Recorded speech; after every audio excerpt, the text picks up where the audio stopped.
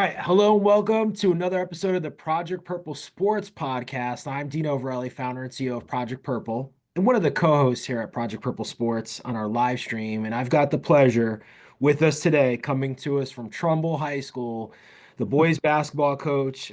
I say a good friend of mine because we've known each other for a long, long time, but Buddy Yeah, Bray. Buddy, welcome. thank you so much, Dino. Just a pleasure to be here today. Buddy, I was thinking this morning, I was like, oh, I got Buddy today. I was looking at my calendar early and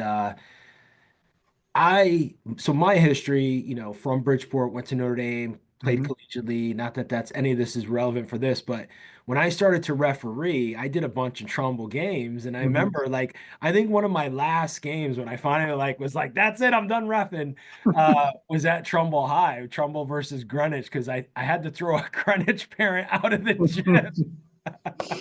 we've had our we've had certainly have our issues with some of the parents up and Yeah, down yeah. Fairfield County. Yeah, but that was literally like 15 years ago, man. And you were Wow. coaching, and you're Wow. still at it. So this is kind of awesome for me because I've always respected, your work there at Trumbull. You've always been competitive. You play in like I think one of the hardest conferences in the whole entire state, right? Like there's Yes. never a night off. Yeah. You guys also this season played a very hard non-conference schedule. So let's talk about this season because you guys had some really high expectations to start. One of your star players gets hurt first game of the season, Yeah. I think, I right? mean, listen, Dino, and once again, really appreciate being here today and all the work you've done with the pancreatic cancer. The Project Purple was just a big hit, which we'll talk about in a minute. But as far as the season goes, we did have some great expectations. Ryan Johnston, our 20-point scorer, goes down in the first scrimmage with bone chips in his knee. He's a scholarship player, going to head to Seton Hall to play baseball. I coached his dad was my second or third captain.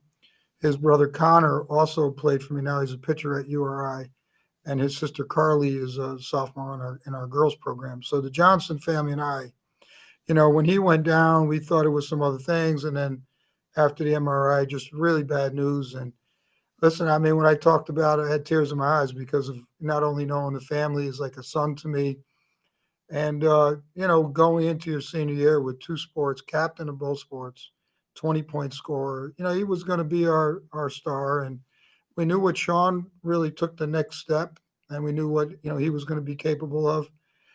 But by no means we feel like putting all that weight on his shoulders was going to be good. And the air just kind of went out of the room. I had to rally the guys and next guy up, and that kind of speech every day. Brought Ryan into it as much as I could, for the leadership that he provided, practice, timeouts, halftime. Really kept him close by because I felt for him. We went to the house, brought him a big cake when he got home from surgery. Just tried to, keep his spirits up because I mean, you look back at your years as a player, my years as a player, you always run into somebody, and I just felt terrible for him, just because he was such a great kid, and another player transferred, so we saw like over 30 points go out the door, which in our league that's going to be tough to make that up, and we knew what was ahead of us. Just trying to keep it very positive, one day at a time, 4-minute stretches of his best basketball we could play. Try to break the game down and keep it at the simplest form because losing a player like that was like losing a coach on the floor, like you would know. Hey, you're in the wrong spot, like an out of bounds play, side out of bounds, switching on defense, like just the communication problem that we saw early on. We only had one loss, 71-58 to Ward. Everything else was either 5 points or less. So the season was very competitive, Yeah, even without him. So we always knew, like, what if, right? You always say, what if? yeah, yeah, But we were very competitive. We were a really resilient group. And some kids really did step up in their role. Certainly Sean yeah. stepped up. We never dreamed he was going to average 22 points a game. So, especially in our league. But once again, you keep losing like that tough game, 1 point, on the road. Like, they could take the air out of a team. I was really surprised. They show up the next day ready to work. And we finished 11-9. We missed the playoffs on the last possible day. We Yeah. needed uh, a couple of combinations, which all came through except for one. And we got knocked out that night. And we went to the state tournament saying, I think the kids would have been like, all right, let's fold the tents. We're 11-9 and we're in Division II, which was a better seed than Division I, of course. Yeah. And I'm like, listen, guys, we're playing Ward. Like, we could play with Ward. We showed we could play with him. It's just, we had a tough night shooting the ball. We get a buzzer beater by Jaden Tuhaise. That just jump-started our team. The next day in practice, they were so hyped up. Like, we could win Division II, coach. We know we could play with these guys. So the energy came back into the gym, which was great. Then we know we got to go to Hill House and play in the high school gym in the back.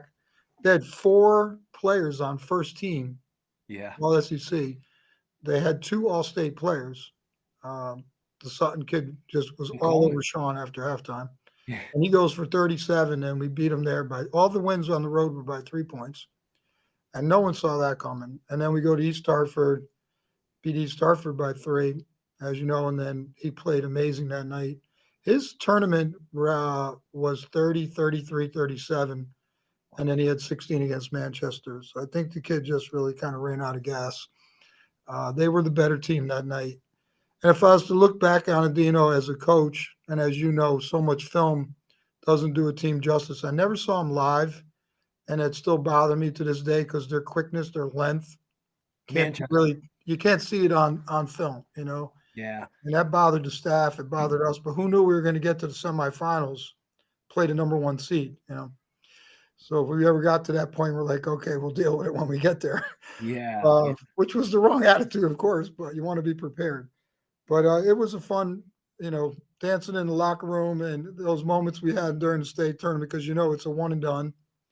It was really exciting. I give the kids a lot of credit for being resilient, not whining and complaining because we lost Sean and, Laniel transferred and we had some injuries. We had a player that was playing really well get a concussion.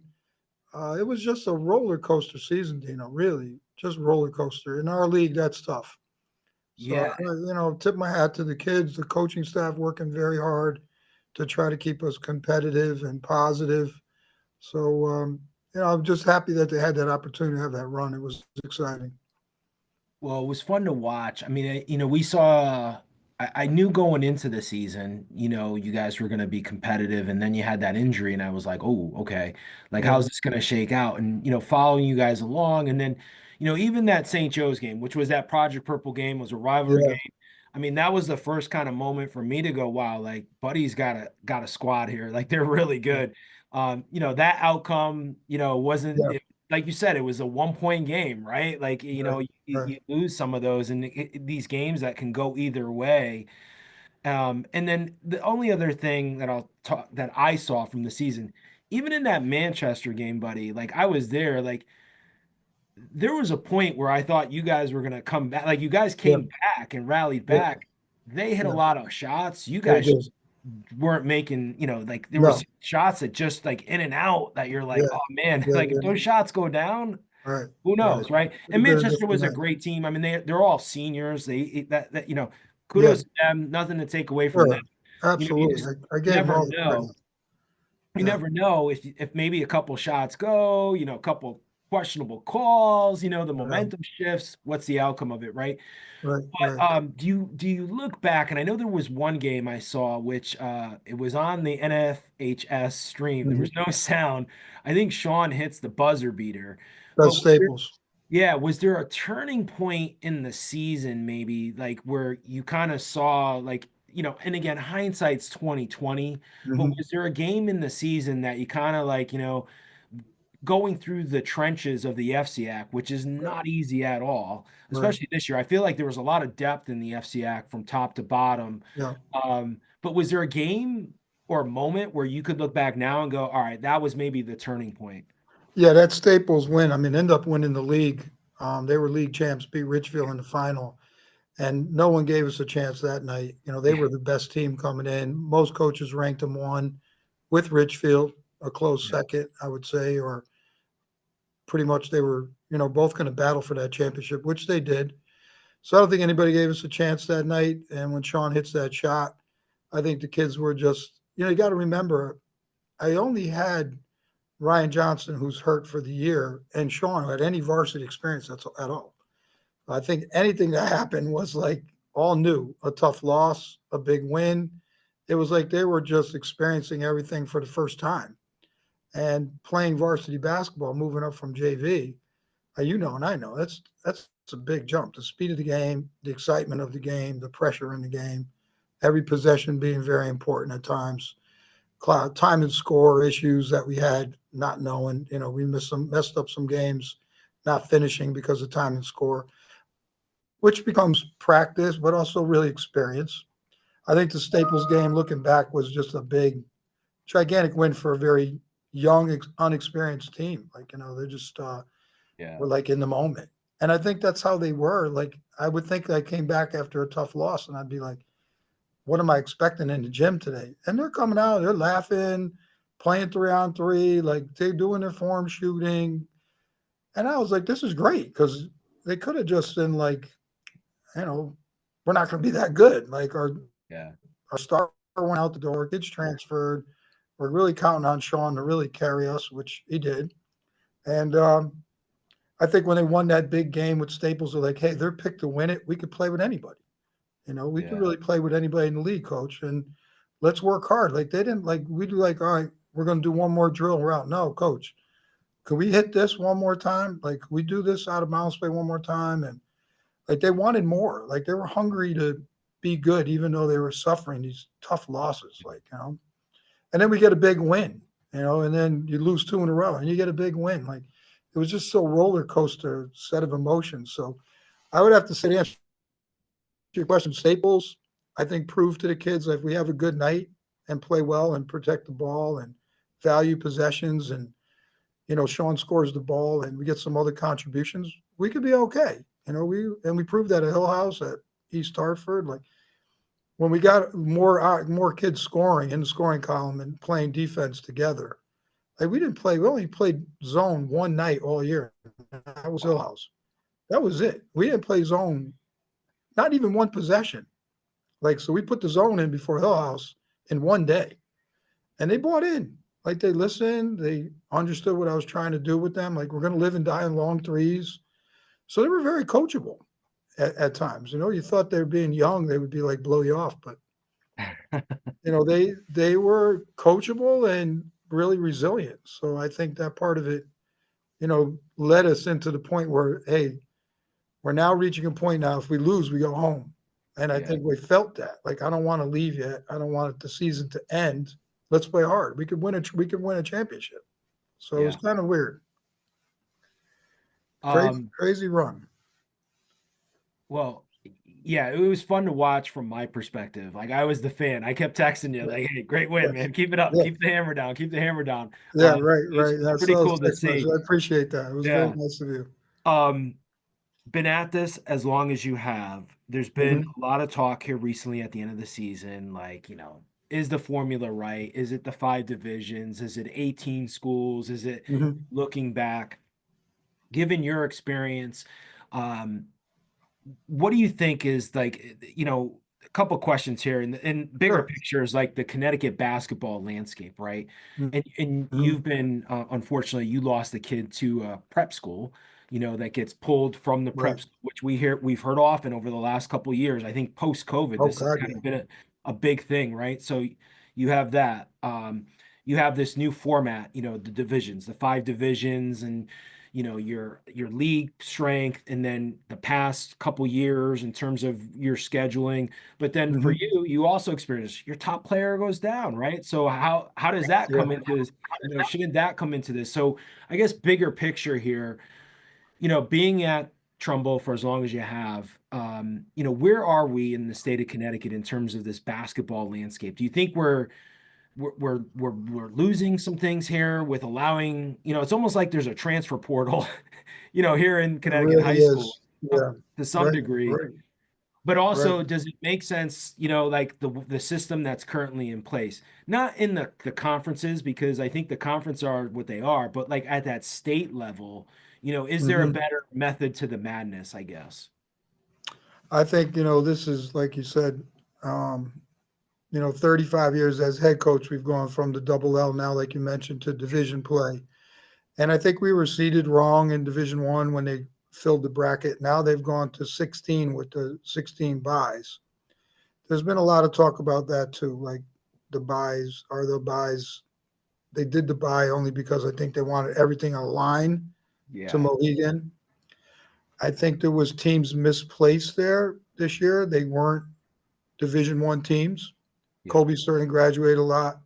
Stanford lost their best player, Presley, and Danbury certainly wasn't a Division One team. And you didn't have to have 8 wins. You could have less than 8 wins and get in. Yeah. And I think if they were going to look at a true Division One, reseed those teams and look at the top teams at the end of the year and reseed them, because now they're looking at 3 years worth of records. Now football went to 2 years worth of records. Basketball's is 3. Certainly got to look at the teams that have choice, could go out and recruit, and schools of choice are always going to have that possibility to be pushed up to Division One. Correct. I think. But I also feel like if we go in that direction with the formula they have now, so if you're a public school, like Bunnell went back-to-back championships, because the formula doesn't apply to a public school, it only applies to a school of choice. Yep. So if that was a school of choice, they would automatically move up. Correct. Then you had schools like Richfield and Staples who opted to move up. So then that kicked out the Manchesters and Hillhouses back to Division II because they're public school. So in all honesty, most of the people felt Manchester was a Division One team. And believe it or not, there's some people were saying like they were maybe one, but because of those other teams opting up, they kicked them down. Yeah. Which I don't know. It's above my pay grade, but I think they're trying, and there is a formula in place. But if a coach doesn't complain, like Stanford lost their best player, Presley, All-State player, where would their season be? They would certainly been Division One, and they probably would have been FCIAC right to the end, possibly to be champs. Like he was that good a player. Yeah. He was a all FCIAC player as a sophomore, junior. Like he was a talent, football quarterback. Like he could do it all. Anyway, you lose a player like that. How does the CIAC know that? So they place him in Division One, not knowing that they're going to suffer a bad injury, like we did. Like if we were in Division One this year without Johnston, we don't belong in that division. The Final Four were all schools of choice. St. Bernard, then 2 Notre Dames. Yeah.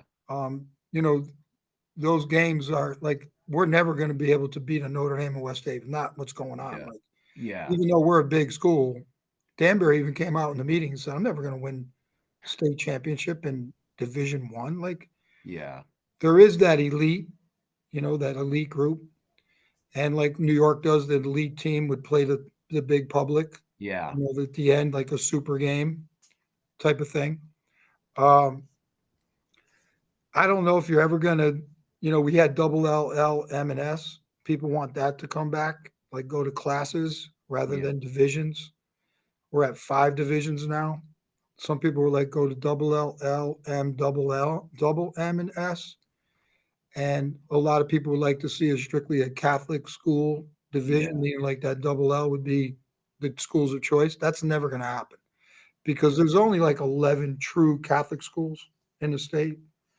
I just don't think like the state's going to ever buy into that. They haven't in 35 years that I've been here. It's been the same story, and they're not going to do that. I thought Division II, in all honesty, last year they had Holy Cross in there. They moved them up. We get beat by a Hill House or a East Hartford, and we lose to they're all public schools. Yeah. Like I felt like we were in the right division and we're playing public school teams. I'm going to play St. Joe's every year. They're right down the street. They're in our league. It's a great game. It was for a great cause. The pink game for years. Now, Purple Project. So I just think like if I'm playing another public school, I feel pretty good. Like I'm not going to whine and complain. I thought the division was pretty good. I didn't think the division was, you didn't have like an East Catholic in there. Like they're not, enrollment wise, but their success, it's an interesting, great coaching, great success. I mean, I like, Dino, it's never going to be perfect. No. We could try to keep tweaking it, but I wonder though, buddy, right now, I wonder if what we're seeing right now is like, so like post COVID. And I mean, I guess like I haven't been in it. We haven't been involved, other Hmm. than the last 2 years. And then I was Hmm. involved when I was refereeing, right? And Right, right. you're in it and you know the top teams. I feel though like what's happening since COVID, you have all these like the Greens Farms, the St. Luke's, those NESCAC schools, or Hmm. not NESCAC, but the private Hmm. preparatory schools, Hmm.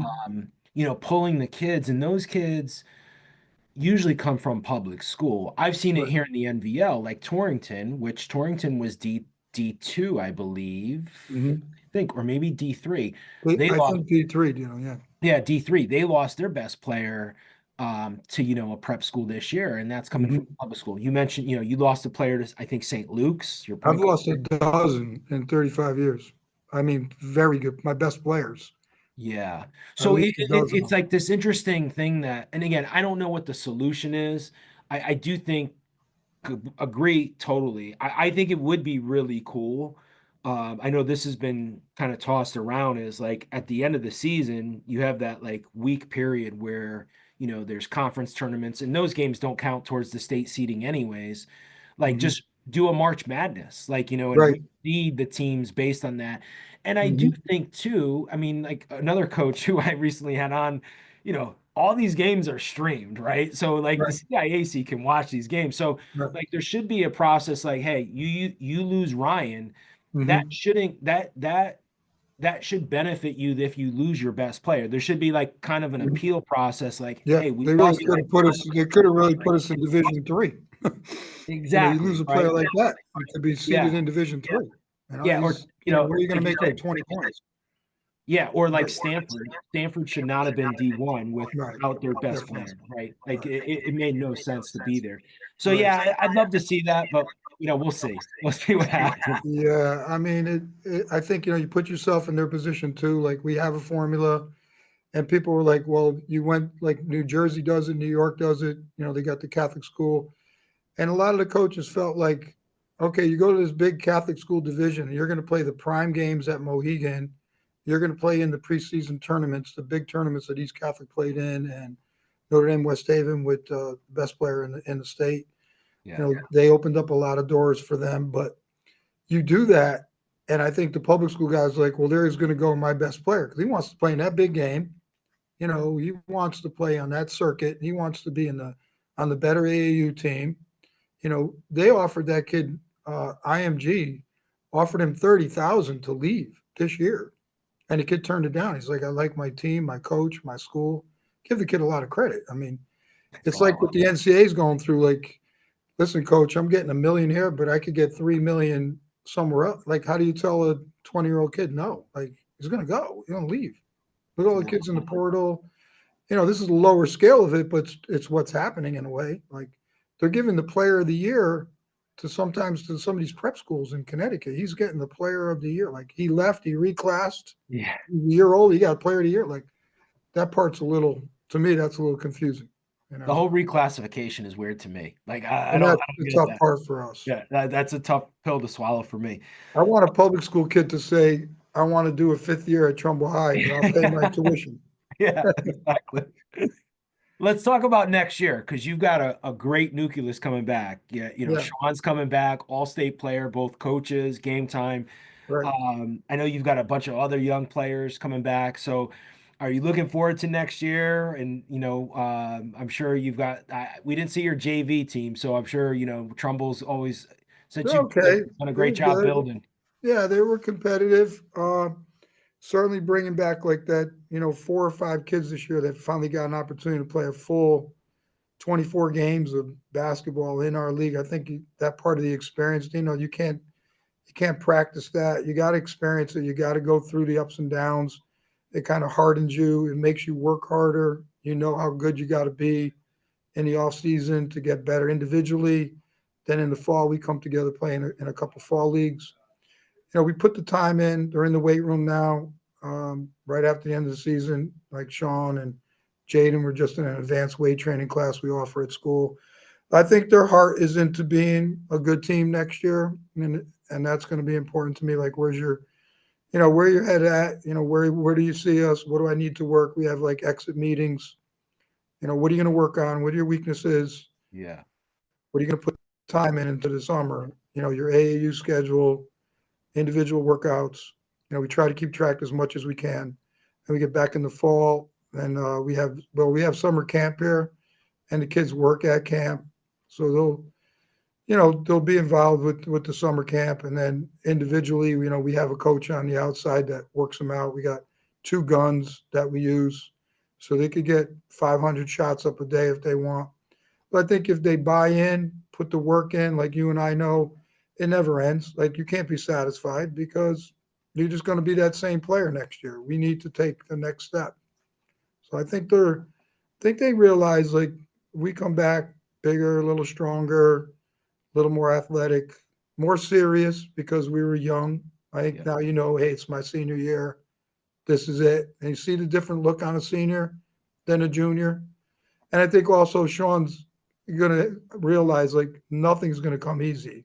No, not He's anymore. got to get stronger. Yeah. We got pictures of the Hill House game with the kid Sutton, the All-State kid, the coach's Yeah. son, just face guarding him, one end of the gym to the other. Like, Sean, that's going to be your life. Like next year, that's going to be your world. Like, I was very impressed with him as far as keeping his composure. We had one bad night where he kind of lost it a little bit.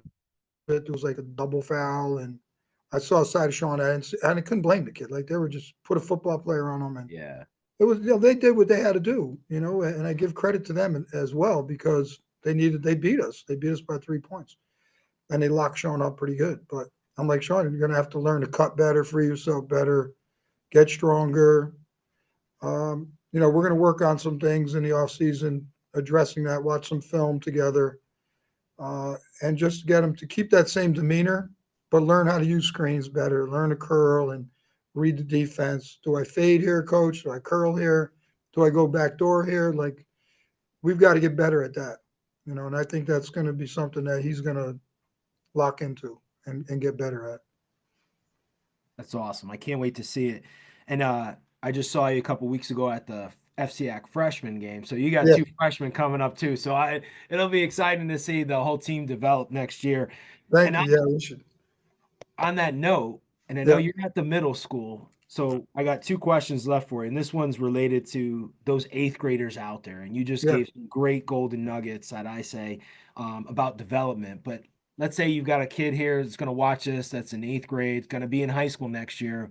What are you looking for as a varsity coach for those kids coming in their freshman year? How can they break on to that team or break into the program, I should say? What are some of the attributes that you and the staff look for? Well, I offer like 4 weeks of camp, and I see him at camp. So it's something that we also have like an open house where they come through the school, see the weight room. I spend time with the family. And then, if they're one of the top players in the eighth grade, they know pretty much what it's all about. They've been to a lot of our games. Some of them are kids that their brothers. One kid's coming in. I had 3 of his brothers already. So I think that, yeah, because I've been here so long, and the mother was an all-state soccer player here. But anyway, like I think they understand that it's very competitive. So we're looking at somebody that's tough-skinned, willing to be coached. And I think coachable, if the kid's coachable is probably one of the most important things. Is he got good work ethic, love the game. I don't mind multi-sport kids at all. I kind of enjoy them in a way. I encourage them to play more than one sport in high school if they can. And I think just their fundamental set, like how's their skill set? Are they going to be able to compete in the FCIAC and be productive? Are you going to walk in and can you start freshman, or are you a kid that's going to start JV? Or yeah, the Bagley kid, certainly one of them. He played varsity for us this year. He makes the layup at East Hartford. Might have been the last 2 points of the game. They ran the break, and Sean found him over the top, and he makes a layup. So very good athlete. Baseball, basketball. His brothers were the same way, just a very athletic family. His other 3 brothers went through Trumbull High as well. So I got pictures of David at camp, I think, in 3rd grade, 4th grade. So I've known the whole family, David, forever. And I know he's a competitor, tough kid. I know he's going to be a successful player. He's going to put the work in, and I look forward to coaching him. He's going to be a good player. And Alex will probably move up and play JV. So those two kids they're going to be okay. Like, they're going to be fine. Grabbing some more pieces. We do got another really good player in eighth grade, but once again, looking at St. Joe's and Colby and Trumbull High. So Yeah. we'll see if we get him. Very good player, though. Could be type of kid that could probably play varsity basketball as a freshman. So we'll see what happens with him. The future's bright there in Trumbull, buddy. We're trying, Dino. We're That's trying. all It's you can not do. easy, though. Last, Not easy. last question here. Talk about Project Purple quickly. I know, this was the first year. And I'll just say it was really humbling for me. Again, we've known each other for a long time, Yeah. through the officiating and refereeing and basketball. And you guys were just awesome to work with, the whole community, the whole school. But Thank more you. so for you, what was it like to come together? I know that night the result really didn't go your way, Mhm. but the gym was packed. It was electric. First time for you guys to play at Sacred Heart University, awesome new gym. But Yeah, what did it beautiful. mean for you, to get behind our mission, I guess, is the whole gist Yeah, of the listen, I long-winded think, question. the pancreatic cancer in general took like my wife's father at a young age. So like we've dealt with it for a long time here. And when we got involved with the pink game, was at Fairfield U, sold out 2,000 people for, I don't know, 7 or 8, 10 years straight. Really opened my eyes up, to how many people really do, families in Trumbull in general, make a wish that I've been involved with Yeah. for a long time.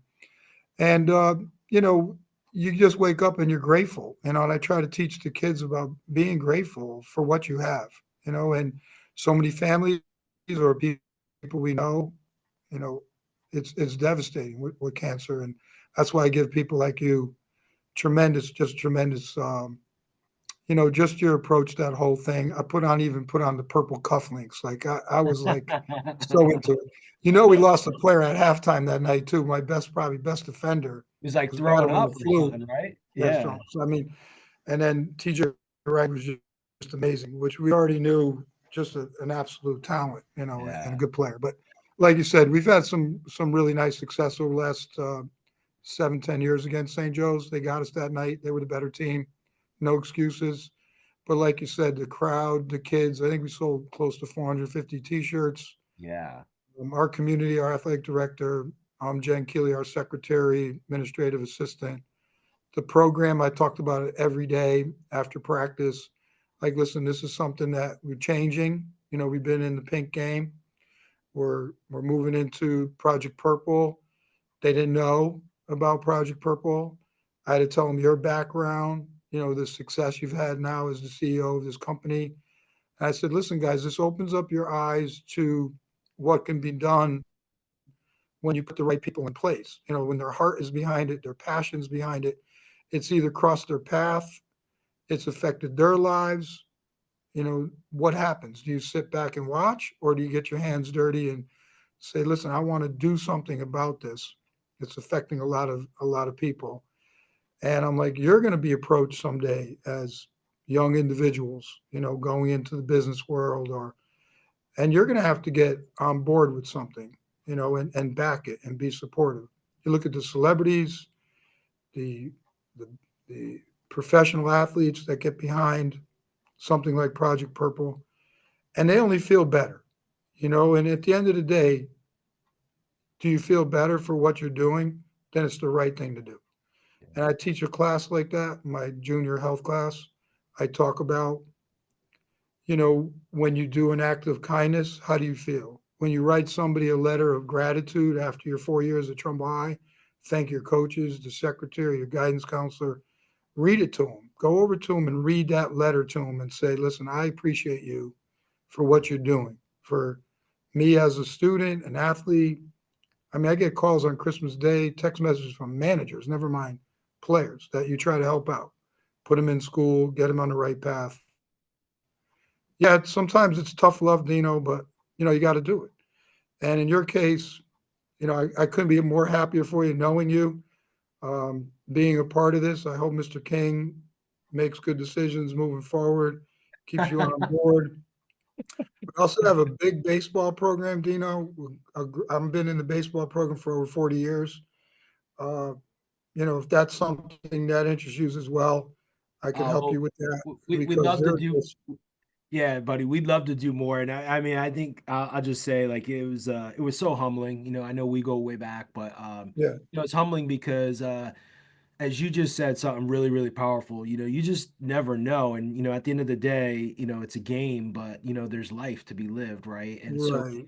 I Bigger. think the Right. biggest thing for me, and I've seen this, I guess, and I don't say this arrogantly, but like I knew there were going to be people in the community, and there was like four families that reached out that said they've been impacted by the disease and how meaningful the Wow. game was, right? So I think I Wow. mentioned when we came and did, the lineup interviews, to the Yeah. team starters, like, yeah, like it's the game, but like you don't understand like such a positive impact you're having in the community, Right. of people. Right. So, and That's a that to really good me point. is Yeah. really, really special, and to have the student athletes, and look, man, you guys, you started the season, you thought on a high note, you hit like some adversity, just like someone who Hmm. gets a cancer diagnosis and then Hmm. battle through it, right? And Right. so that's Right. a testament to this, not to be corny, but not to relate cancer to like basketball, but in life, you're gonna have these struggles, and it's Sure. just such a powerful lesson, right, for the I, kids I to see just that. think, sports in general, I'm a basketball coach, baseball coach. I coached football for 10 years as well, volleyball for 10 years. So, I mean, I think, I always try to bring in some of those life lessons. And I think sports does that. At the end of the day, you're right. We lost a really tough game against St. Joe's. And I told the kids, listen, I'm so proud of you. And they're like, Coach, we just got beat. I'm like, listen, you're a part of something here bigger than basketball. Yeah. You had an outstanding turnout, and that's because the kids in the school like you guys. They Yeah. wouldn't come if they didn't like you. Yeah. You're making an impact in the school. You're playing exciting basketball. You're having fun. You're with your teammates. And you can look back and say, we played in front of 2,000 people in the brand new Sacred Heart Gym Yeah. for a great cause. Yeah. It's an awesome cause where we know, cancer is just it's so powerful and it could cross anybody's lives. And it's, like you said, it's bigger than basketball, but basketball brings us all together. And True. that's what's the great part of it. You know, Families are touched all the way through, from grandparents to your parents to you, your siblings, the kids that show up from St. Teresa's that think you're bigger than life, because you're the role models for those younger kids. So there's a lot of good and positive. We lost the game, but I'm like, listen, it's one, yeah, we're gonna learn from this one and get back on track. But I was proud of them. Like, they handled themselves very well that night. And I try to tell them, listen, basketball is way bigger than all of us. The game of basketball is bigger than this program, the coaches, the players, right? So you're a part of it. That's all. You're just a piece of it. Powerful stuff, buddy. This has been awesome. I appreciate not only the support through the season and the game, but it was really personally for me really fun to watch you guys make that run. I always had faith. We were always rooting for you guys, even though I know we were at that one Thank game, but you. we were always rooting for Trumbull. Um, and My wife, I by the can't. way, my wife said she picked out the purple tie, so she said to make sure tell Dino. No, I'm only Well, kidding. But You she you did got pick you out the guys were on outfits. point. You guys were on point this year. I know we talked about it before the game. You were like, "Nah, we're gonna wear purple ties." You guys came out, the whole staff in the suits. Yeah, And I am an old school guy. I love seeing coaches dressed up professionally. I think yeah. it does a That lot. part's changed. I agree, it's changed. Yeah, Big games though, we'll still do the suit. yeah, I love it. I love it. Well, next year we'll have to work on. Hopefully, we come back next year with you guys. We'll come back with Project Purple ties. Maybe we could put like the Trumbull. We'll do some fun stuff with Trumbull and purple or something. We'll figure it out to put on the Love it. ties. I Love it. love it, buddy. Thank you so much, and I look forward Appreciate to it, Dino. next year. Appreciate your time and for having me on. I really do. It was very nice of you.